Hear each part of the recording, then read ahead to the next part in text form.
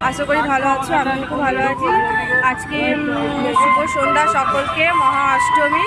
তো চলো দেখো গাইজ, আমি ঠাকুর দেখতে চলে এসেছি তেলিপুকুর, বর্ধমান তেলিপুকুরে। তো কেমন ভিড় সেটা তোমাদেরকে এখন দেখাই। আর লাইন দেখো কতটা সুন্দর। এটা হচ্ছে লাইন, আর এইটা হচ্ছে ফার্স্ট গেট। দেখো আর শুধু ভিড়, দেখো ভিড়। দেখো এটা হচ্ছে লাইন, আর এটা হচ্ছে গেট। আর এইদিকে হচ্ছে সব বন্ধ করে দিয়েছে যাওয়া। এইটা হচ্ছে তেলিপুকুরে ব্রিজটা, তোমাদের একটু দেখাই।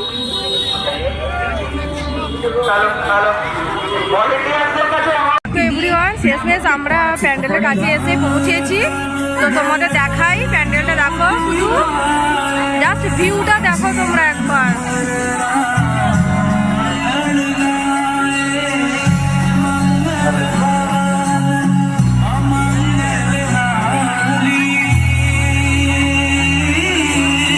জাস্ট ভিউটা দেখো কত সুন্দর লাগছে এখানে। আর এটা তোমাদের একটু সামনে থেকে দেখাই আমি।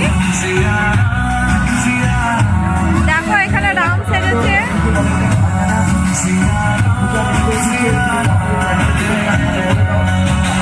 সঙ্গে অবশ্যই মা দুর্গার আশীর্বাদের হাত মাথার ওপর। রাম সীতা ও লক্ষ্মণ সামনে থেকে একটু ভিতরে ঢুকে দেখাবো। সমগ্র রাজ্য আনন্দ ও উৎসবে ভরে ওঠে। রামেরই কাহিনী চিরকাল। এটা হচ্ছে রামের সবকিছু নিয়ে এটা করেছে। এটাও দেখো করে রাম জয়তা ধৈর্য নিষ্ঠা ভক্তি মায়া জীবনময়। চলো তোমাদেরকে একটু ভিতরে ঢুকে দেখাই, আর এটা সামনে থেকে দেখাই রামের ইয়েটা। দেখো একবার জাস্ট ঘরটা কত সুন্দর করেছে।